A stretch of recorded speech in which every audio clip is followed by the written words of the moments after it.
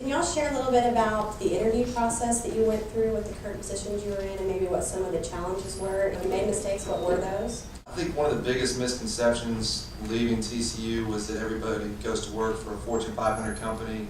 I think that the number out there is there are about 80% of the companies out there are small to medium-sized companies. A lot of you will go to work for medium to small companies, and there's nothing wrong with that. I work for a company that's got 37 employees.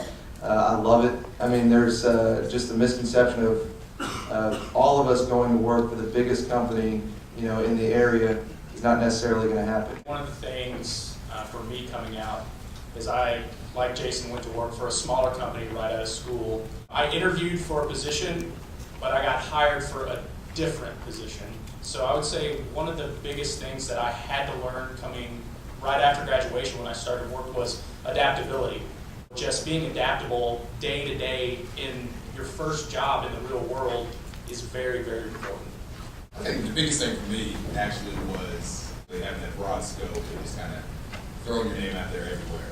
The actual interview process I finally got on, I actually applied, who knows, I can't even remember how many jobs, but went on probably about 5 to 6 interviews. Every single one was different. I learned something from every single one of them. It was challenging. It really was. I had no clue what they wanted from me. I thought I was a good-looking guy. I thought I was a sharp gentleman, and I thought I spoke well. And I came from TCU, so hey, I figured you got hired. But and out of all the ones that actually went on, I mean, there's other individuals there that sat in a room with 15, 20 people, before the interview process, and we just kind of picked each other's brains. I think my biggest piece of advice is just really go forward as hard as possible. There is going to be a wide window with a lot of people out there, a lot of competition, but you're there for a reason.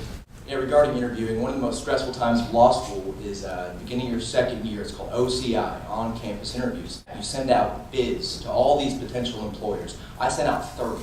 And, I sent these resumes to big firms, international firms, to small local firms. And out of 35 bids that I had sent out, I think I probably got 6 initial interviews. So that was a slightly humbling experience. I learned that every single interview was just a step. I learned something, I took something away from each one. So don't be discouraged. There are a lot of qualified people out there, and you may not get that initial interview, but eventually you will find that job that is suited for you, and I promise you'll be happy.